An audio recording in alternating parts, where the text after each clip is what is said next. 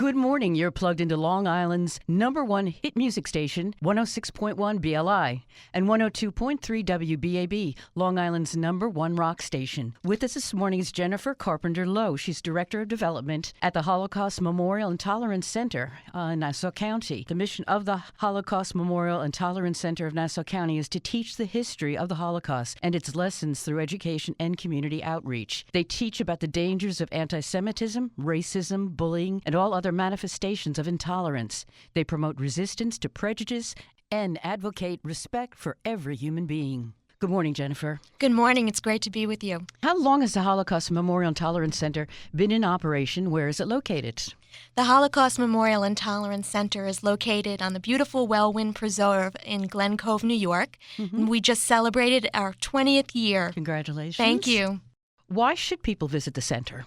People should visit the center, #1, because we believe we're the best-kept secret on Long Island. I agree. We are a wonderful facility with a fantastic museum, and that museum in and of itself is something very special. We have the chronological history of the Holocaust, which is very much featured on the stories of Long Islanders. In particular, we start talking through our first exhibit about portraits of European Jews, which features what we refer to as our family album. And again, those are portraits of our survivors and their families here on Long Island. Now, how did the museum come about? Whose idea was this? The museum was originated through the leadership of some fantastic community leaders as well as elected representatives and members of the clergy who felt passionately about the need to establish the Holocaust Center, not just as a museum, but as an education center on Long Island. Is there anything in the museum that one shouldn't miss? One should definitely not miss our special exhibits gallery. This is terrific space in which we have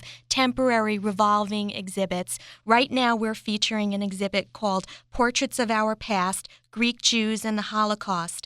The Jewish communities in Greece were devastated during the Holocaust, and it's something that many people don't know. You don't hear about it. Yeah. Right. So we're very proud to have a terrific exhibit featuring that story in particular. And what we use that gallery for are other exhibits, for example, that focus on the strength of diversity in our communities across Long Island and obviously across the country. So at any given time, you can come join us at no charge to the public and visit what could be an exhibit on women and women's empowerment, or perhaps, as we did in February, civil rights and social justice issues. It really runs the gamut and, again, tells stories that some people might not otherwise have the opportunity to learn about if not for the Holocaust Memorial and Tolerance Center. Now, someone can go to your website and find out what's coming up in the Absolutely. future. Yeah. Our website is www.holocaust-nassau.org. That's www.holocaust/nassau.org, or you can call 516-571-8040. How many people have visited the museum and participated in the programs? Since 2007 alone, we've had over 210,000 adults and students come visit with us, and we would say annually anywhere upward to 48,000 will visit with us. Oh, that's wonderful. Who is the target audience for the education programs at the Holocaust Memorial? The core of what we are and who we outreach to really are the students across Long Island in Nassau, Suffolk, and Queens counties. And so we offer free Holocaust education workshops for the grade levels 5 through 12 and tolerance and anti-bullying workshops that are for ages at the 4th grade level through the 12th grade level as well. The center's like a gem. It is. I'm so glad you're here getting the word out. Why should schools and teachers get involved with the center?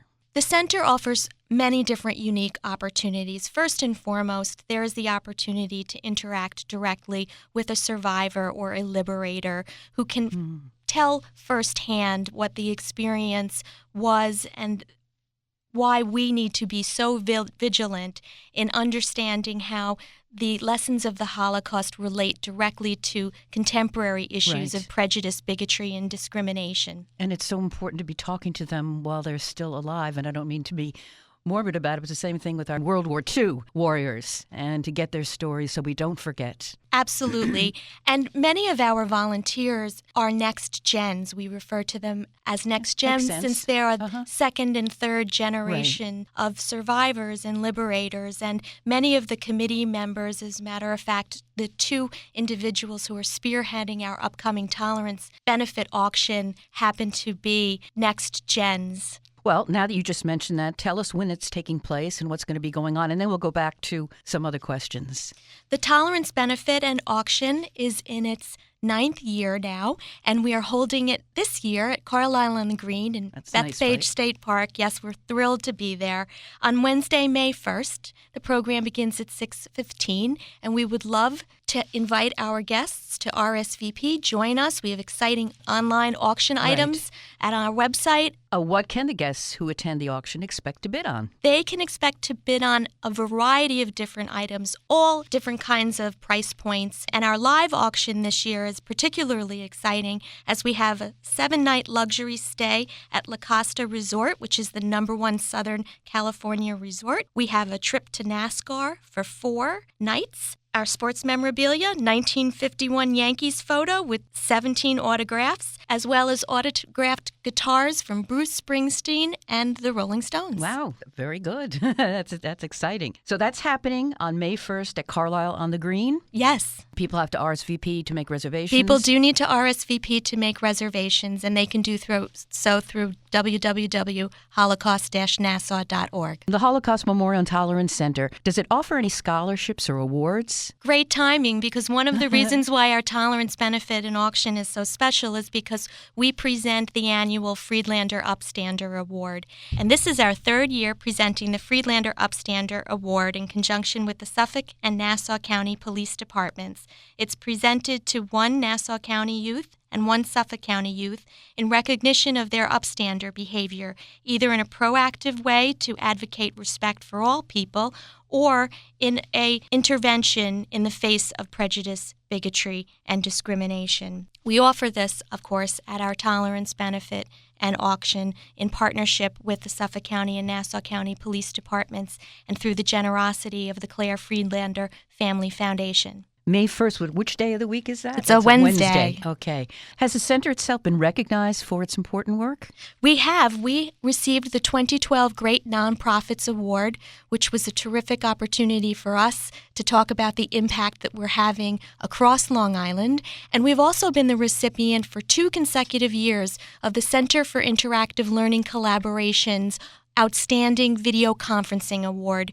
We offer video conferencing services that feature a survivor or a liberator giving testimony, and that spans not just the gamut in terms of the country, but across the world as far as Australia. Now, is this live? Is it done with a live person? It's live, yes. Well, that's wonderful. Now, who organizes that? It's organized through our education team at the Holocaust Center. That's so interesting. What a job. How are the programs, museum, and the events funded?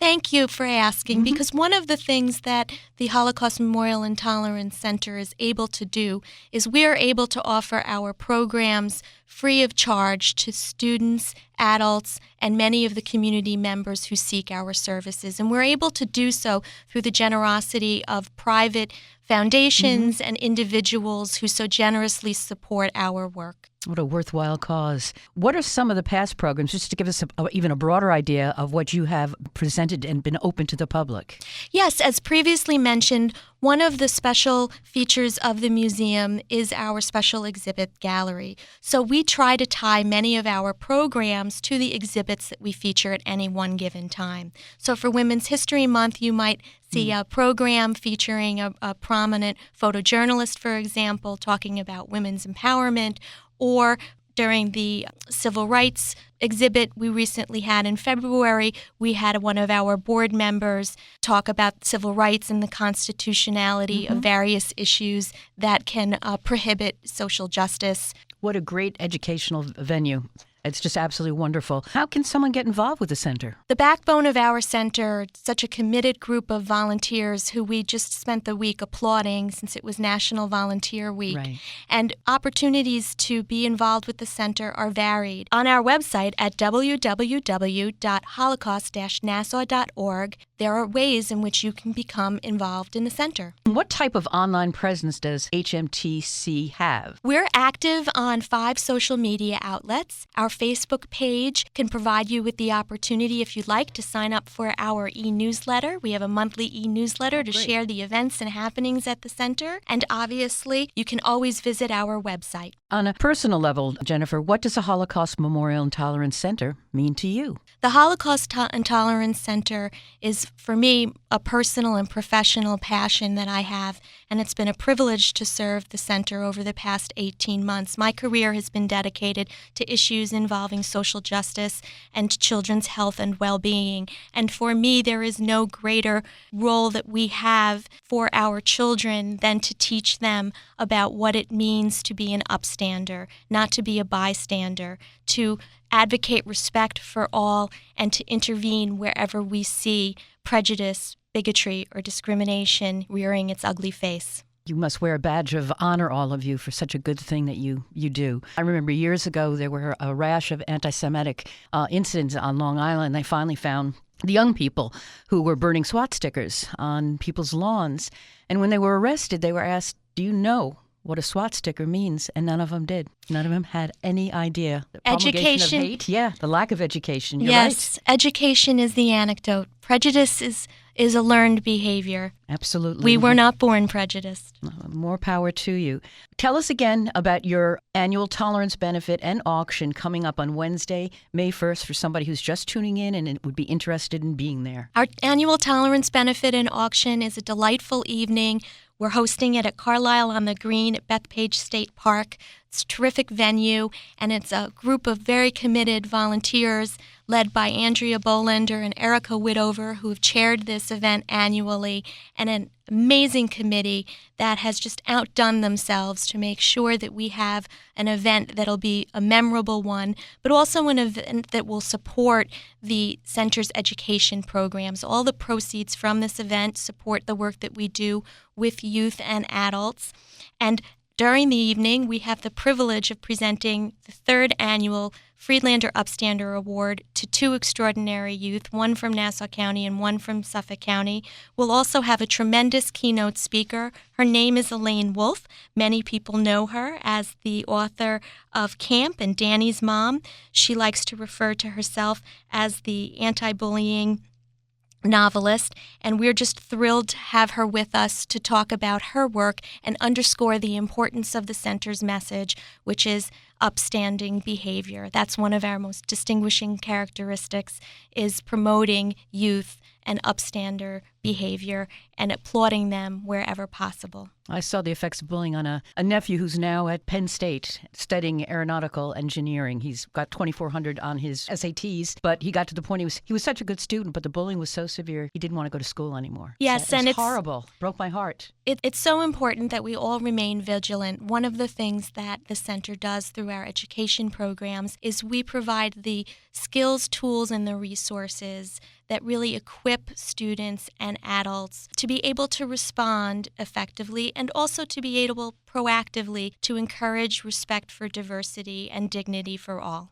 And this is part of the program at the Holocaust Memorial and Tolerance Museum. Yes, and this is what the benefit will help support. It'll enable us to continue those education programs across Long Island. Now, at school districts, who makes the decision to come to the center for classes and all that? Is that a superintendent, principal, teacher? Could be any? All of our relationships are longstanding relationships with a variety of different school leaders, whether that is from a superintendent's level or perhaps a department level, even the individual teachers. We are a resource 24/7, and of course, because our resources are offered for free, and because we are able to have continued relationships. I think that it's a diversified approach that reinforces not just the commitment that we have to the subject matter and the services that we provide, but also the school community that knows that we're a partner and we're there each and every day, year after year. So it's those relationships at all levels that are deep and enable us to make a difference and really have an impact in the school communities. Do you get feedback from those who have attended for the difference it's made in their lives or in their behavior patterns? We do. One of my favorite stories is one of our survivors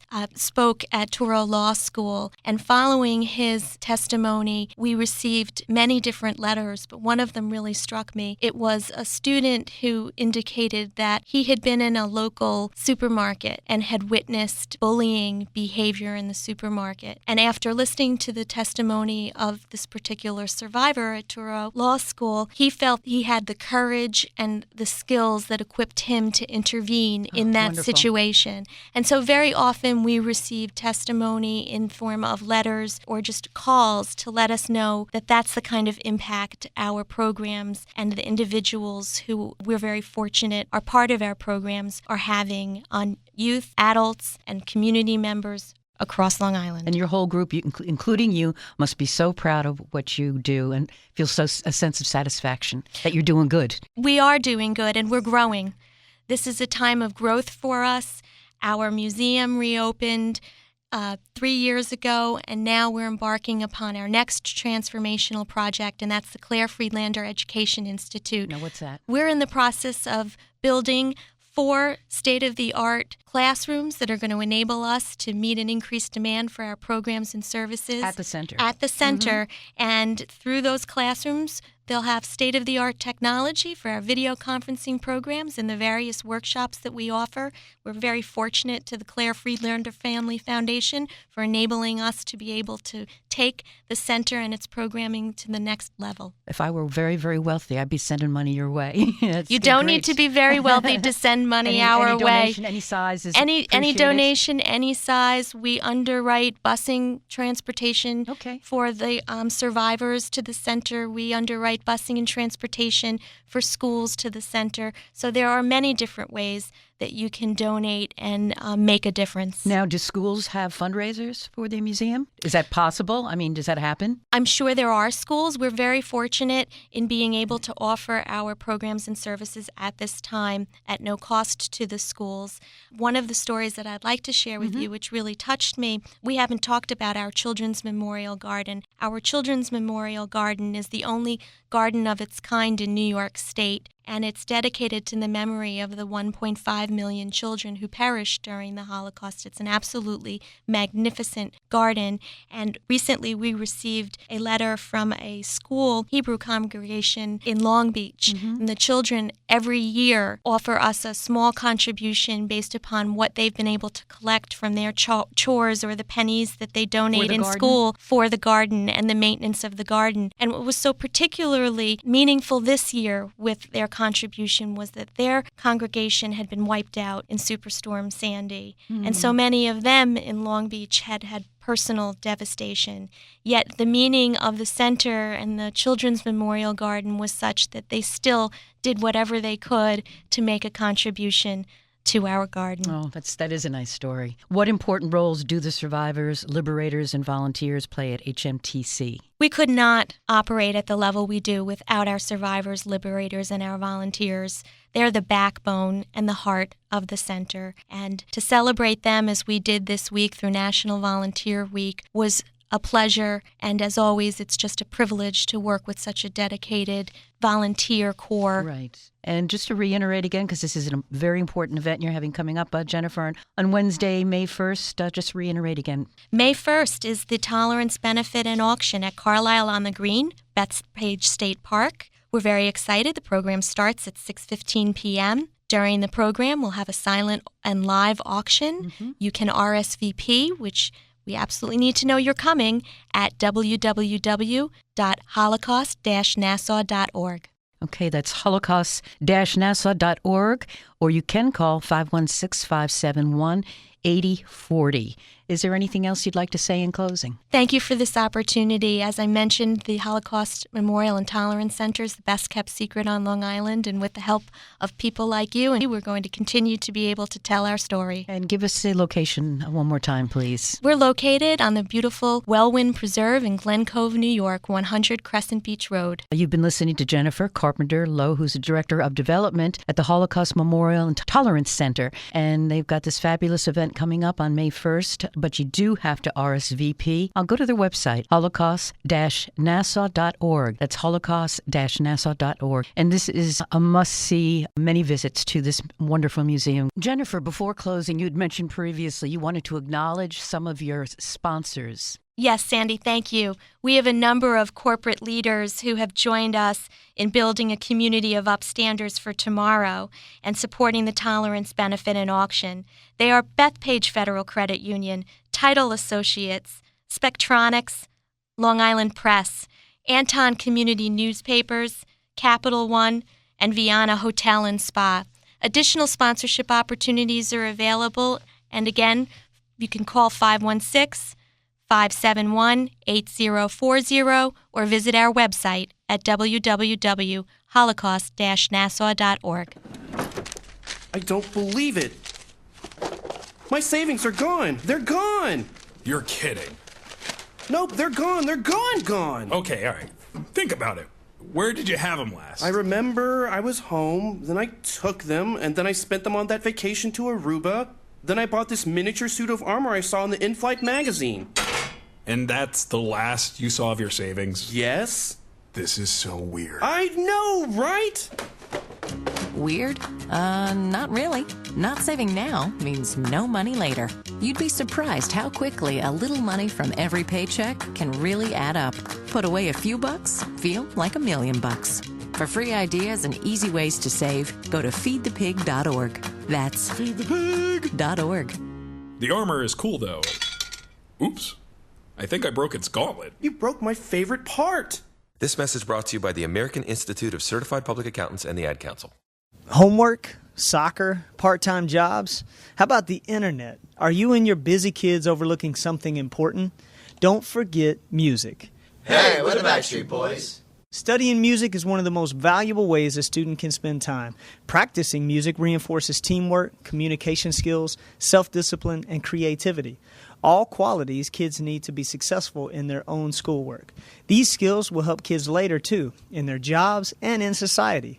Help your kids learn that there's more to music than what they hear on the radio. The more they learn about it, the more they'll enjoy listening to their favorite tunes. Then maybe they can even explain to you why they think their own music is so cool. Hey, turn off the TV and play music.